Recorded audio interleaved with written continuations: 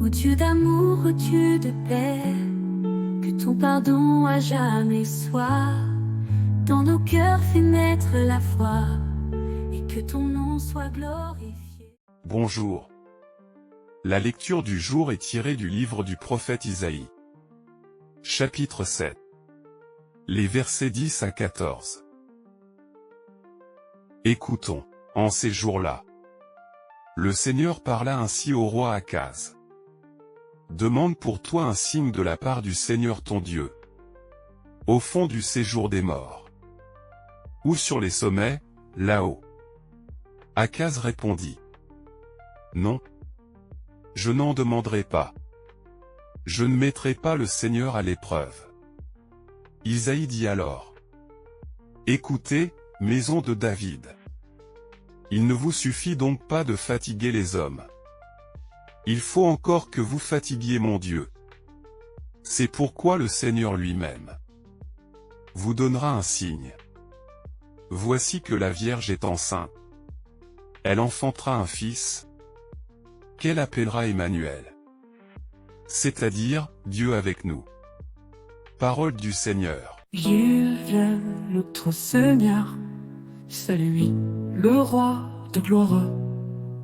Au Seigneur, le monde et sa richesse, la terre et tous ses habitants.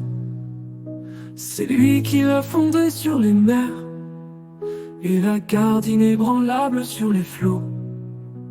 Qu'il vienne le Seigneur, c'est lui, le roi de gloire. Qui peut gravir la montagne du Seigneur et se tenir dans le lieu saint? L'homme au cœur pur, aux mains innocentes, qui ne livre pas son âme aux idoles. Qu'il vienne le Seigneur, c'est lui, le roi de gloire. Il obtient du Seigneur la bénédiction, et des dieux son sauveur la justice. Voici le peuple de ceux qui le cherchent. Voici Jacob qui recherche ta face. Qu'il vienne le Seigneur, c'est lui le roi de gloire. L'évangile du jour est selon saint Luc. Chapitre 1. Les versets 26 à 38. Écoutons.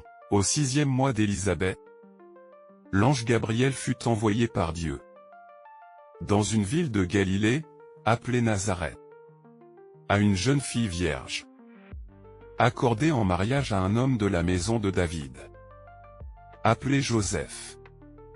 Et le nom de la jeune fille était Marie. L'ange entra chez elle et dit: Je te salue, comblée de grâce. Le Seigneur est avec toi. À cette parole, elle fut toute bouleversée. Et elle se demandait ce que pouvait signifier cette salutation. L'ange lui dit alors: Sois sans crainte, Marie, car tu as trouvé grâce auprès de Dieu. Voici que tu vas concevoir et enfanter un fils. Tu lui donneras le nom de Jésus. Il sera grand. Il sera appelé Fils du Très-Haut. Le Seigneur Dieu lui donnera le trône de David son père. Il régnera pour toujours sur la maison de Jacob. Et son règne n'aura pas de fin.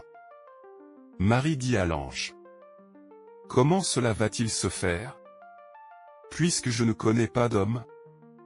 L'ange lui répondit: L'Esprit Saint viendra sur toi, et la puissance du Très-Haut te prendra sous son ombre.